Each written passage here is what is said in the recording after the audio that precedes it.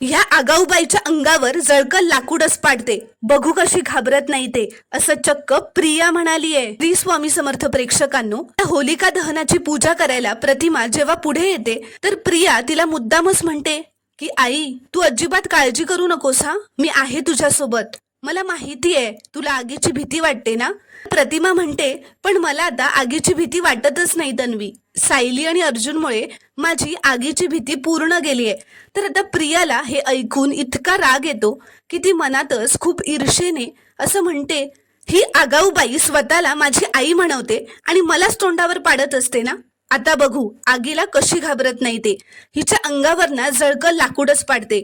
जेव्हा प्रतिमा पूजा करायला पुढे येते तेव्हा प्रिया मुद्दामच खाली बसून कोणाचाही लक्ष नसताना होळीत पुरणपोळीचा नैवेद्य दाखवताना मुद्दाम ते होळीतलं लाकूड जोरात प्रतिमाच्या अंगावर पडेल अशा दिशेने ढकलते आणि ते येऊन नेमकं प्रतिमावर पडणारच असतं. पण आपली सायली ते बघते आणि आपल्या सायलीने प्रतिमाला वाचवलेलं असतं. त्यानंतर त्या आगीच्या ठिणग्या प्रियाच्या पायावर सुद्धा पडतात.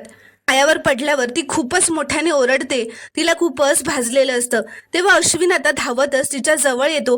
पण सगळेजण मात्र प्रतिमाला विचारत असतात. सगळेजण तिला विचारत असतात की भाजलं का ग, तू ठीक आहेस ना. पण त्याला कोणीच विचारत नाही. तर सगळेजण फक्त प्रतिमाला विचारतात. तेव्हा प्रतिमा म्हणते की नाही, मला नाही भाजले, मी ठीक आहे आता. सायली असताना मला कसं काय होईल. तर आता अश्विन हे सगळं ऐकून म्हणतो, इथे तन्वीच्या पायावर सुद्धा ठिणग्या उडाल्यात, तिला सुद्धा विचारा ती ठीक आहे की नाही ते. अर्जुन अश्विनला असं म्हणतो, तू विचारतोयस ना, खूप झालं मग.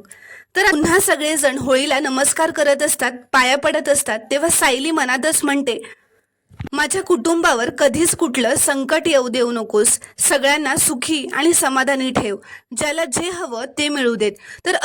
तर अर्जुन मनातच म्हणतो की तन्वी आमच्यापासून काय लपवते ते लवकरात लवकर आम्हाला कळू देत. तर प्रेक्षकांनो, आता पुढील भागात आपल्याला एक जबरदस्त ट्विस्ट पाहायला मिळणार आहे. ते पाहण्यासाठी चॅनलला प्लीज सबस्क्राईब करा आणि व्हिडिओला एक लाईक नक्की करा.